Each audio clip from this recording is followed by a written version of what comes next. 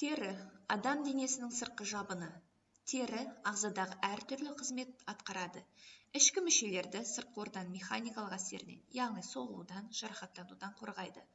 Дене температурасының үнемі тұрақты деңгейде болуын қамтамасыз етіп, денедегі су қорын бір қалыпта ұстап отырады. Және де Д дәруменінің қалыпты мөлшерін ағзада сақтап тұрады.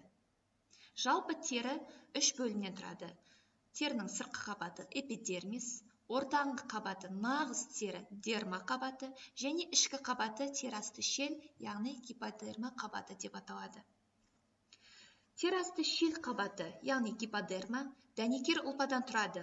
Онда майлы қосылыстар көп болады. Мұнда жиналған майлы заттарды ағза қажет кезінде пайдаланады. Терінің бұл қабаты ағзаны суықтан және сыртқы ортаның механикалық әсерлерінен қорғайды. Бұл терінің дерма қабаты, яғни дерма қабаты дәнекер ұлпадан тұрады. Оның қалыңдығы 1-2,5 мм. Дерманың эпидермиске жанаса орналасқан сыртқы қабаты емізікшелі, ішкі жағын торлы қабат дейді. Дерманың емізікшелі қабаты тығыз талшықты дәнекер ұлпасынан тұрады. Бұл қабатта қан тамырлары, лимфа тамырлары, жүйке талшықтары өте жиі орналасқан. Дерма қабатының сыртын эпидермис қабаты қаптап отырады. Эпидермис бұл көп қабатты жалпақ эпителий ұлпасынан тұрады. Оның қалыңдығы атқаратын қызметіне сәйкес түрліше болады. Эпидермистің өзі екі қабаттан тұрады.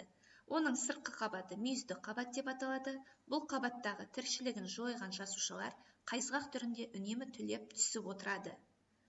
Қайызғақ көбіне шаштың арасынан айқын көрінеді.